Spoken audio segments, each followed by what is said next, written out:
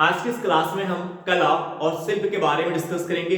इस क्लास के थ्रू आप ओल्ड एनसीईआरटी राम शरण शर्मा की बुक के पढ़ने के तरीके को सीख पाएंगे। इसके साथ ही आप शॉर्ट नोट्स बनाना भी सीख पाएंगे, जो यूपीएससी और स्टेट पीसीएस एग्जाम की सफलता में एक इंपॉर्टेंट रोल प्ले करता है। क्योंकि जब आपके पास शॉर्ट नोट्स होगा तो आपका रिवीजन मल्टीपल टाइम होगा। जब रिवीजन मल्टीपल टाइम होगा तो प्रत्येक कॉन्सेप्ट और फैक्ट आपके दिमाग में सही तरीके से बैठ पाएंगे, जो आपकी सफलता को सुनिश्चित करेंगे। यूपीएससी और स्टेट पीसीएस एग्जाम में फेल होने का जो सबसे बड़ा कारण है कि कॉन्सेप्ट और फैक्ट का दिमाग में सही तरीके से बैठ ना पाना। और क्यों नहीं सही तरीके से बैठ पाता? क्योंकि उनके पास शॉर्ट नोट्स नहीं है। उनका जो टाइम है वो मल्टीपल सोर्स में इन्वेस्ट हो रहा है और उस मल्टीपल सोर्स को एक सिंगल सोर्स, एक शॉर्ट नोट्स में वो कन्वर्ट नहीं कर पा रहे। आज का जो फोकस पॉइंट है वो है कला और शिल्प। उत्तर वैदिक काल में ईसापुर 1000 के आसपास ईसापुर 1000 के आसपास लोहे और धातु पिघलाने के कारीगर के संकेत प्राप्त होते हैं। उत्तर वैदिक काल में ईसापुर 1000 के आसपास लोहे के काम और धातु पिघलाने वाले कारीगर के संकेत प्राप्त होते हैं। यहां पे दो पॉइंट है, मोस्ट इंपोर्टेंट फैक्ट है। एक है वैदिक समाज और एक है गैर वैदिक समाज। ये कॉन्सेप्ट क्लियर करना आपके लिए बहुत ही जरूरी है, क्योंकि अगर यूपीएससी एग्जाम में यहां से क्वेश्चंस बना तो अगर आपका कॉन्सेप्ट नहीं क्लियर है तो आपके क्वेश्चन गलत हो सकते हैं। आपको पता होना चाहिए कि जो वैदिक समाज है और जो गैर वैदिक समाज है उनमें क्या डिफरेंस है। यदि हम वैदिक समाज की बात करें तो वैदिक समाज जो को हम क्या बोलते हैं, आर्य के नाम से जानते हैं। और ये क्या है, विदेशी मूल के हैं। ये कहां से आए थे? बाहर से आए थे, मध्य एशिया के क्षेत्र से आए थे। ये सभी कॉन्सेप्ट हमने आपको पहले बता दिया कि आर्य कौन थे, कहां से आए थे। कॉन्सेप्ट हमने क्लियर कर दिया है इसके पहले वाली क्लास में। जो वैदिक समाज के लोगों को हम आर्य के नाम से जानते हैं। इन आर्यों के द्वारा यानी उत्तर वैदिक काल के लोगों के द्वारा, इन आर्य लोगों के द्वारा यानी उत्तर वैदिक काल के लोगों के द्वारा किसी धातु के तौर पर तांबे का पहली बार इस्तेमाल किया गया। ये जो वैदिक समाज है जिनको हम आर्य के नाम से जानते हैं, इन आर्य लोगों के द्वारा किसी धातु के तौर पर तांबे का इस्तेमाल पहली बार किया गया ईसापुर 1000 के आसपास। इस वैदिक समाज जिनको आर्य के नाम से जानते हैं, इन आर्य लोगों के द्वारा किसी धातु के तौर पर तांबे का इस्तेमाल पहली बार किया गया ईसापुर 1000 के आसपास।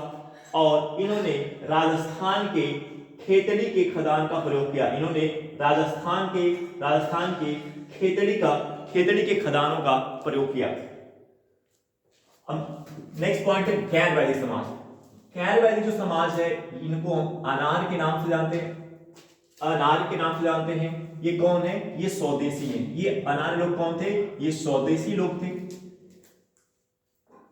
ये जो गैर वैदिक समाज को जिसको हम अनार्य या स्वदेशी के नाम से जानते हैं, इस गैर वैदिक समाज में हमें तांबे के कारीगर के संकेत प्राप्त होते हैं। इस गैर वैदिक समाज में भी हमें तांबे के कारीगर के संकेत प्राप्त होते हैं ईसापुर 1000 से पहले। ये जो गैर वैदिक समाज है, इस गैर वैदिक समाज में हमें तांबे के कारीगर के संकेत मिलते हैं ईसापुर 1000 से पहले। यानी उत्तर वैदिक काल के लोगों से पहले। जो उत्तर वैदिक काल के लोग, जो आर्य लोग हैं, जो उत्तर वैदिक काल के आर्य लोग हैं, उनसे पहले इन अनार्य लोगों को यानी गैर वैदिक समाज के लोगों को तांबे के बारे में जानकारी थी। यहां से हमें तांबे के कारीगर के संकेत प्राप्त होते हैं। ये संकेत कहां से प्राप्त होते हैं? पश्चिमी उत्तर प्रदेश और कहां से? बिहार से। ईसापुर 1000 से पहले हमें पश्चिमी उत्तर प्रदेश और बिहार से हमें तांबे के कारीगर होने के संकेत प्राप्त होते हैं, क्योंकि पश्चिमी उत्तर प्रदेश और बिहार से हमें क्या प्राप्त हुआ है? तांबे के औजार प्राप्त हुए। तो अब अगर यदि हम यहाँ पे देखें, ये जो वैदिक समाज है और इस गैर वैदिक समाज में अगर हम तुलना करें तो हम पा रहे हैं कि जो गैर वैदिक समाज है, जो यहाँ के मूल निवासी थे, जो स्वदेशी लोग थे, इनको तांबे की जानकारी इन वैदिक समाज से लोगों से पहले थी। अब आपके सामने अगर मैं यूपीएससी एग्जाम के एंगल से बात करूं, एक स्टेटमेंट आपके समक्ष रखूं कि गैर वैदिक समाज के लोगों को तांबे की जानकारी वैदिक समाज के लोगों से पहले थी। तो स्टेटमेंट क्या होगा? गलत होगा। सॉरी, ये स्टेटमेंट क्या होगा? सही होगा। अगर मैं आपसे कहूं, आपके समूह यूपीएससी एग्जाम के एंगल से बात करूं, मैं आपके समूह के स्टेटमेंट रखूं कि गैर वैदिक समाज के लोगों को तांबे की जानकारी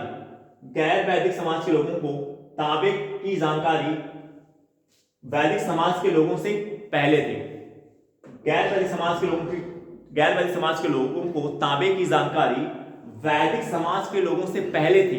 तो स्टेटमेंट क्या होगा? सही होगा। क्या होगा? सही होगा। क्योंकि यहां पे आपको सीखने को मिल रहा है कि गैर वैदिक समाज में हमें ईसा पूर्व 1000 से पहले ही तांबे के कारीगर के संकेत प्राप्त होते हैं पश्चिमी उत्तर प्रदेश से और बिहार से। जबकि आप जो वैदिक समाज की बात में कर रहे हो, वैदिक समाज जिसको हम आर्य के नाम से जानते हैं, ये लोग किसी धातु के तौर पर तांबे का पहली बार इस्तेमाल करते हैं, जबकि गैर वैदिक समाज के लोग इनसे पहले ही तांबे का इस्तेमाल करते थे। जबकि गैर वैदिक समाज के लोग इन वैदिक समाज से पहले, इन लोगों से पहले ये तांबे के औजार का इस्तेमाल करते थे। ठीक है, ये पॉइंट आपको ध्यान से क्लियर हो गया। हमने एंगल भी डिस्कस कर दिया कि कैसे इन दोनों एंगल को कंपेयर करके यूपीएससी एग्जाम में एक मोस्ट इंपोर्टेंट एंगल है क्वेश्चन बनने का। ये ओल्ड एनसीईआरटी रामचंद्र शर्मा की बुक का ये मोस्ट इंपोर्टेंट एंगल है क्वेश्चन बनने का, यहां से कभी भी बन सकते हैं। अब नेक्स्ट पॉइंट हम देखें, तांबे की वस्तुएं। उत्तर वैदिक काल में जो तांबे की वस्तुएं हैं वो कहां से प्राप्त हुई हैं? चित्रित भूरे बर्तनों की जगह से। उत्तर वैदिक काल में जो तांबे की वस्तुएं हैं वो कहां से प्राप्त हुई हैं? चित्रित भूरे बर्तनों वाले स्थलों से प्राप्त हुई हैं। तांबे की वस्तुएं उत्तर वैदिक काल में तांबे की वस्तुएं चित्रित भूरे बर्तनों वाले स्थलों से प्राप्त हुई है। जो बर्तन है, चित्रित भूरे बर्तन है, ये अगर हम देखें इस पॉइंट को पहले हम देखते हैं। मिट्टी के बर्तन उत्तर वैदिक काल में, मिट्टी के बर्तन उत्तर वैदिक काल के लोग 4 प्रकार के मिट्टी के बर्तन का प्रयोग करते थे। उत्तर वैदिक काल के लोग 4 प्रकार के मिट्टी के बर्तन का प्रयोग करते थे। उसमें काला और लाल, हल्के काले, चित्रित भूरे और लाल। उत्तर वैदिक काल के लोग 4 प्रकार के मिट्टी के बर्तन का प्रयोग करते थे। काला और लाल, हल्के काले, चित्रित भूरे, लाल। इसमें जो लाल था ये सबसे लोकप्रिय था। जो लाल बर्तन था ये लोकप्रिय था, सबसे लोकप्रिय था। लाल बर्तन जो था ये सबसे लोकप्रिय था। और इसका ये कहां पे इस्तेमाल, ये लाल बर्तन जो सबसे लोकप्रिय था किस लोकेशन में पाया जाता है? पश्चिमी उत्तर प्रदेश में। ये जो लाल बर्तन जो सबसे लोकप्रिय था ये हमें कहां पे देखने को मिलता है? पश्चिमी उत्तर प्रदेश में। इसी में एक बर्तन कौन है? चित्रित भूरे बर्तन। अब यहाँ पे आप देख रहे हैं कि आप कह रहे हैं कि तांबे की जो वस्तुएं हैं वो कहां से प्राप्त हुई? चित्रित भूरे बर्तन वाले स्थलों से प्राप्त हुई है। और उत्तर वैदिक काल के लोग कितने प्रकार के मिट्टी के बर्तन प्रयोग कर रहे हैं? 4 प्रकार के, काला, लाल, हल्के काले, चित्रित भूरे और लाल। और ये जो तांबे की वस्तुएं कहां पे पाई गई है? किस स्थलों पे पाई गई है? चित्रित भूरे बर्तनों वाले स्थलों पर पाई गई है। अब यूपीएससी एग्जाम में अगर यहां से क्वेश्चन बनाता है, इस कांसेप्ट से अगर यूपीएससी एग्जाम में क्वेश्चन बनता है, अब मैं यूपीएससी एग्जाम के एंगल से इस पॉइंट पे बात करूं कि जो तांबे की वस्तुएं काला और लाल बर्तन वाले स्थलों से प्राप्त हुई हैं। तांबे की वस्तुएं काला और लाल बर्तन वाले स्थलों से प्राप्त हुई हैं। तो ये कथन क्या है? गलत है। ये मैं गलत कथन बोल रहा हूं। मैं कौन सा कथन बोल रहा हूं? गलत बोल रहा हूं। सही कॉन्सेप्ट क्या है? सही कॉन्सेप्ट ये है कि तांबे की वस्तुएं कहां से प्राप्त हुई हैं? चित्रित भूरे बर्तनों वाले स्थलों से प्राप्त हुई हैं। अब जब आप ओल्ड एनसीईआरटी पढ़ रहे हैं और यहां पे आपने जल्दबाजी की, आप पढ़ते चले गए और आपने अपने दिमाग में ये नहीं बैठाया कि जो मिट्टी के बर्तन 4 प्रकार, उत्तर वैदिक काल के लोग 4 प्रकार के मिट्टी के बर्तन यूटिलाइज कर रहे हैं, उपयोग कर रहे हैं, उनमें से जो चित्रित भूरे वाले बर्तन है वहां से भी तांबे की वस्तुएं प्राप्त हुई है। अगर ये आपके दिमाग में सही तरीके से क्लियर नहीं हुआ तो आप एग्जाम में इस पॉइंट पे अगर क्वेश्चन आता है तो गलत कर सकते हैं। तो इसी तरीके से आप जब भी पढ़े, आपको जहां पे लगे कि ये ऐसा पॉइंट है, कंफ्यूजन वाला पॉइंट है, ये यहां से क्वेश्चन आएगा तो गलत हो सकता है, तो उस पॉइंट पे आप ज्यादा ध्यान दें। तो आपने क्या सीखा? आपने ये सीखा कि तांबे की वस्तुएं कहां से प्राप्त हो रही हैं? चित्रित भूरे बर्तनों वाले स्थलों से प्राप्त हो रही हैं। और आप ये भी सीख रहे हैं कि उत्तर वैदिक काल के लोग मिट्टी के बर्तनों में कितने प्रकार का प्रयोग कर रहे हैं, 4 प्रकार के मिट्टी के बर्तन का प्रयोग कर रहे हैं। तो यूपीएससी एग्जाम में आपके सम्मुख जो क्वेश्चन आएगा वो आपसे कैसे गलत कराने का प्रयास करेगा, वो क्या करेगा, क्योंकि आप पढ़ के गए हैं चित्रित भूरे बर्तन वाले, लेकिन वो एग्जाम में डाल देगा कि उत्तर वैदिक काल के लोग, वो डाल दिया कि उत्तर वैदिक काल में जो तांबे की वस्तुएं प्राप्त हुई हैं वो काला और लाल मिट्टी के बर्तन वाले स्थलों से प्राप्त हुई है। और आपने ध्यान नहीं दिया क्योंकि आपने मिट्टी के बर्तन पढ़े, उसमें 4 टाइप के पढ़े, आप कंफ्यूज हो गए और आपने ध्यान नहीं दिया, तो आप आंसर को, इस क्वेश्चन को गलत कर सकते हैं। तो इस तरीके से आपको कॉन्सेप्ट क्लियर करना है सही अप्रोच से, सही तरीके से। ये जो तांबे की वस्तुएं कहां से प्राप्त हुई है, चित्रित भूरे बर्तनों वाले स्थलों से प्राप्त हुई है। क्लियर है, तांबे की वस्तुएं कहां से प्राप्त हुई हैं, चित्रित भूरे वाले बर्तनों के स्थलों से प्राप्त हुई हैं।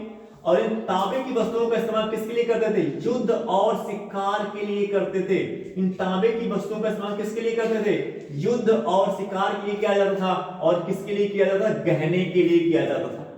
आपने सीखा इन तांबे की वस्तुओं का इस्तेमाल किसके लिए करते थे, युद्ध और शिकार के लिए करते थे। और किसके लिए करते थे, गहने के लिए करते थे। ये भी इंपॉर्टेंट एंगल है, इस एंगल में भी क्वेश्चन बन सकता है यूपीएससी एग्जाम में कि उत्तर वैदिक काल में तांबे की वस्तुओं का इस्तेमाल कहां पर होता था। यदि आपने प्रीवियस क्वेश्चन पेपर का एनालिसिस किया होगा तो आप देखते होंगे कि एक क्वेश्चन के अंदर 4 स्टेटमेंट रहते हैं, 3 स्टेटमेंट, 4 5 स्टेटमेंट रहते हैं।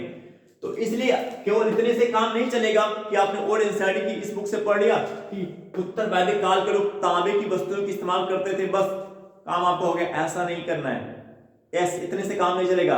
यदि आप पढ़ रहे हो कि उत्तर वैदिक काल के लोग तांबे की वस्तुओं का इस्तेमाल कर रहे हैं, तो आपको यह भी जानना चाहिए कि तांबे की वस्तुएं कहां से प्राप्त हुई हैं और इन तांबे की वस्तुओं का इस्तेमाल कहां कहां पर हो रहा है। क्योंकि ये जब आप सीखेंगे कि कहां से प्राप्त हुई हैं और इनका उपयोग कहां कहां पे हो रहा है, ये भी एक एंगल है क्वेश्चन बनने का यूपीएससी एग्जाम और स्टेट पीसीएस एग्जाम में। तो ये मोस्ट इंपॉर्टेंट एंगल है क्वेश्चन बनने का। अब यहां पे देखिए चित्रित भूरे बर्तनों की बात करें तो एक लाल, आपने देखा कि जो लाल रंग के बर्तन है ये सबसे क्या है, लोकप्रिय। अब यहां से भी अगर यूपीएससी एग्जाम में क्वेश्चन बनाता है तो यहां से भी वो आपसे गलत करा सकता है। जैसे आप क्या सीख करके जा रहे हो, आप ये सीख करके जा रहे हो कि लाल रंग के बर्तन क्या है, सबसे लोकप्रिय। एग्जाम में डाल दिया कि काले रंग के बर्तन सबसे लोकप्रिय हैं, तो ये कथन क्या हो जाएगा, गलत हो जाएगा। तो ऐसे ही ध्यान देना है, अगर किसी पॉइंट में किसी चीज को लेकर फोकस कर रहा है, जैसे कह रहा है कि लाल रंग के बर्तन सबसे लोकप्रिय थे, जो कहां से प्राप्त किए गए हैं, पश्चिमी उत्तर प्रदेश से। ये लाल रंग की मिट्टी के बर्तन कहां से प्राप्त किया गया है, पश्चिमी उत्तर प्रदेश से। तो यहाँ पे आपको ध्यान देना है, यहाँ पे इसको सही तरीके से दिमाग में बैठा लेना है। अगर लाल रंग के मिट्टी के बर्तन वो सबसे लोकप्रिय है, तो एकदम क्लियर हो जाना चाहिए कि लाल रंग के मिट्टी के बर्तन वो क्या थे, सबसे लोकप्रिय थे। इसी प्रकार यहाँ पे देखिए जो चित्रित भूरे बर्तन है, ये भी यूपीएससी एग्जाम में क्वेश्चन बनने का एक इंपॉर्टेंट एंगल है। ये जो चित्रित भूरे बर्तन है, चित्रित भूरे बर्तन एंगल पे भी यूपीएससी एग्जाम में क्वेश्चन बनने का इंपॉर्टेंट एंगल है। क्योंकि ये चित्रित भूरे बर्तन है, आपने देखा कि यहां से तांबे की वस्तुएं प्राप्त हुई हैं। दूसरा, इस चित्रित भूरे बर्तन से लेकर के कुछ स्पेशल पॉइंट, कुछ स्पेशल कॉन्सेप्ट आपको यहां पे सीखने को मिलेंगे। इसलिए यूपीएससी और स्टेट पीसीएस एग्जाम में क्वेश्चन बनने का एक इंपॉर्टेंट एंगल है। ये जो चित्रित भूरे बर्तन है, ये सबसे विशिष्ट बर्तन माने जाते हैं। ये जो चित्रित भूरे बर्तन है, ये सबसे विशिष्ट बर्तन माने जाते हैं। इन जो चित्रित भूरे बर्तन, ये सबसे विशिष्ट बर्तन माने जाते हैं। इसमें क्या क्या आता है, कटोरे आते हैं और क्या आती हैं, थालियां आती हैं। शायद इसका प्रयोग ऊंचे तबके के लोगों के द्वारा किया जाता था। शायद इसका प्रयोग ऊंचे तबके के लोगों के द्वारा किया जाता। और एक कंफर्म है कि जो वस्तुएं विशिष्ट होंगी, जो वस्तुएं क्या होंगी, विशिष्ट होंगी, सबसे विशिष्ट होंगी, उनका इस्तेमाल किसके लिए किया, उनका इस्तेमाल किसके द्वारा किया जाएगा, जो ऊंचे तबके के लोग होंगे। क्योंकि एक सोसाइटी, एक समाज के अंदर, एक सोसाइटी के अंदर आप देखेंगे कि बहुत से ऐसे लोग होते हैं जो ऊंचे तबके के लोग होते हैं, जो बड़े लोग होते हैं, वो विशिष्ट वस्तुओं का इस्तेमाल करते हैं, सबसे विशिष्ट वस्तुओं का, महंगी चीजों का इस्तेमाल करते हैं। लेकिन उसी सोसाइटी में ऐसे भी लोग होते हैं जो उस विशिष्ट वस्तु, जो सबसे महंगी वस्तुएं होती हैं, उनका इस्तेमाल नहीं कर पाते हैं। तो ये चित्रित भूरे बर्तन विशिष्ट बर्तनों में आता है, सबसे विशिष्ट बर्तनों में आता है। और इसका इस्तेमाल शायद ऊंचे तबके के लोगों के द्वारा किया जाता था। किस लिए किया जाता था, धार्मिक अनुष्ठान या यज्ञ में किया जाता था, या खाने के लिए करते थे, या दोनों के लिए करते थे। इन सबसे विशिष्ट जो चित्रित भूरे रंग के बर्तन हैं, सबसे विशिष्ट बर्तनों में आता है, शायद इसका इस्तेमाल ऊंचे तबके के लोगों के द्वारा किया जाता था। किस लिए? धार्मिक अनुष्ठान या यज्ञ में, या खाने के लिए, या धार्मिक अनुष्ठान या यज्ञ या खाने दोनों में किया जाता था। ऊंचे तबके के लोगों के द्वारा इसका इस्तेमाल धार्मिक अनुष्ठान या यज्ञ में करते थे, या खाने के लिए करते थे, या दोनों कामों के लिए करते थे। अब जैसे अब यहाँ पे आपने सीखा, एक पॉइंट अभी बताते हैं, इसके साथ ही साथ हम देखें चित्रित भूरे बर्तन, ये चित्रित भूरे बर्तन है, यहां से हमें क्या प्राप्त हो रहे हैं? शीशे के ढेर प्राप्त हो रहे हैं। इस चित्रित भूरे बर्तनों से हमें क्या प्राप्त हो रहा है? शीशे के ढेर। ये जो चित्रित भूरे बर्तन वाले स्थल है, इस चित्रित भूरे बर्तन वाले स्थलों से हमें क्या प्राप्त हो रहे हैं? शीशे के ढेर प्राप्त हो रहे हैं, चूड़ियां प्राप्त हो रही हैं। इस चित्रित भूरे बर्तन वाले स्थल से हमें क्या प्राप्त हो रहे हैं? शीशे के ढेर प्राप्त हो रहे हैं, चूड़ियां प्राप्त हो रही हैं। संभवतः इस शीशे के ढेर और इस चूड़ियों का इस्तेमाल संभवतः सबसे प्रतिष्ठित, संभवतः इस शीशे के ढेर और इन चूड़ियों का इस्तेमाल संभवतः प्रतिष्ठा की वस्तुओं के रूप में इस्तेमाल किया जाता रहा होगा। ये जो शीशे के ढेर, ये जो चूड़ियां इस चित्रित भूरे बर्तन वाली जगह से प्राप्त हो रही हैं, संभवतः इसका इस्तेमाल प्रतिष्ठा की वस्तुओं के रूप में किया जाता रहा होगा। ये जो शीशे के ढेर, ये जो चूड़ियां चित्रित भूरे बर्तन के स्थलों से प्राप्त होती हैं, संभवतः इनका इस्तेमाल प्रतिष्ठा की वस्तुओं के रूप में किया जाता रहा होगा। अब यहाँ पे देखिए, आपने इस बुक के थ्रू आपका कॉन्सेप्ट क्या क्लियर हो रहा है? आपने ये सीखा कि चित्रित भूरे जो सबसे विशिष्ट बर्तन है वो कौन है? चित्रित भूरे बर्तन। इन 4 प्रकार के मिट्टी के बर्तनों में जो सबसे विशिष्ट बर्तन वो कौन सा है? चित्रित भूरे रंग के बर्तन है। अब यदि यूपीएससी एग्जाम के एंगल से बात करूं, आपके समझ स्टेटमेंट आता है कि उत्तर वैदिक काल में काले और लाल रंग के बर्तन सबसे विशिष्ट बर्तनों की श्रेणी में आते हैं। तो ये कथन क्या हो जाए? गलत होगा। ये कथन क्या है? गलत है, क्योंकि सही कॉन्सेप्ट क्या कह रहा है? सबसे विशिष्ट बर्तनों में कौन आते हैं? चित्रित भूरे बर्तन आते हैं। तो अब इस कॉन्सेप्ट के अंदर आपने देखा है कि इस बुक के अंदर फोकस पॉइंट कौन सा है? चित्रित भूरे बर्तन। चित्रित भूरे बर्तन पे मल्टीपल कॉन्सेप्ट और फैक्ट आपको देखने को मिल रहे हैं। इस चित्रित भूरे बर्तन पर मल्टीपल कॉन्सेप्ट और फैक्ट आपको देखने को मिल रहे हैं, इसलिए ये चित्रित भूरे बर्तन यूपीएससी और स्टेट पीसीएस एग्जाम में क्वेश्चन बनने का एक इंपॉर्टेंट एंगल होगा। इसके साथ ही साथ हम उत्तर वैदिक काल में जौहरी को भी देखते हैं। इसके साथ ही साथ हम उत्तर वैदिक काल में जौहरी को भी देखते हैं। ये जौहरी किनकी जरूरतों को पूरा करता रहा होगा? संभवतः ये जौहरी जो है समृद्ध वर्ग के लोग होते, जो धनी वर्ग के लोग होते थे, जो उच्च क्लास के लोग होते थे, ये उनकी जरूरतों को पूरा करता रहा होगा। उत्तर वैदिक काल में हमें जौहरी भी देखने को मिलता है। संभवतः ये किनकी जरूरतों को पूरा करता रहा होगा? जो समृद्ध वर्ग के लोग थे, जो हाई क्लास के लोग थे, जो उच्च क्लास के लोग थे, हाई क्लास के लोग थे, उनकी जरूरतों को पूरा करता रहा होगा। यानी जो धनी वर्ग के लोग थे, उनकी जरूरतों को कौन पूरा करता था? संभवतः ये जौहरी पूरा करता था। ठीक है, आई होप दैट इसके प्रत्येक कॉन्सेप्ट और फैक्ट आप क्लियर होंगे और क्वेश्चन बनने का क्या एंगल होता है ये भी आपको समझ में आया होगा। अब हम आपसे नेक्स्ट वीडियो मिलेंगे। Okay, bye.